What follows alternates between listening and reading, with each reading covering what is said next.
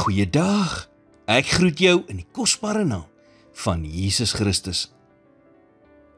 Hoekom is dit so, dat ons as mense die meeste van die tyd eers 'n geliefde moet verloor, voordat ons besef dat verhoudings baie belangriker is as besittings of prestasies? Ons is geneig om dit te vergeet, want deesdae is alles in hierdie lewe net 'n geskarrel om bo uit te kom. Jy sien, daar is groot krag daarin om werklik te besef hoe kort jou tydjie op hierdie aarde is. Want dit maak dat 'n mens elke kosbare oomblik wil vul met belangrike woorde wat jy nooit gesê het nie, en belangrike dinge wat jy nooit gedoen het nie. Wees versigtig dat selfgesentreerdheid wat as ambisie voorgehou word, jou nie keer om jou liefde uit te druk aan die mense in jou lewe wat dit moet hoor nie.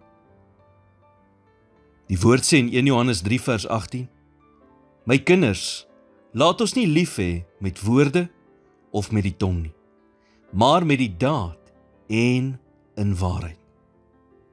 Mense weet jy's lief vir hulle, wanneer jy dit vir hulle sê en vir hulle wys. Baie keer het mense nie eens ons raad of oplossings nodig nie, net ons liefde en ondersteuning. Wanneer hulle ons liefde en ondersteuning kry, vind hulle dikwels hulle eie oplossings. En ja, dit is belangrik om te doen wat jy moet doen, maar nooit ten koste van die mense wat werklik saak maak nie.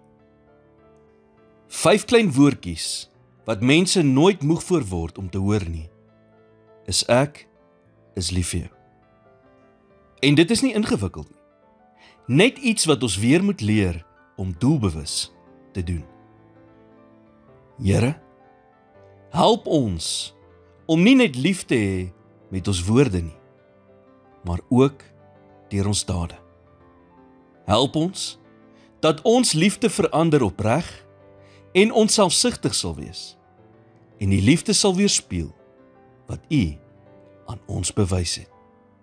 In Jesus naam bid ek dit. Amen.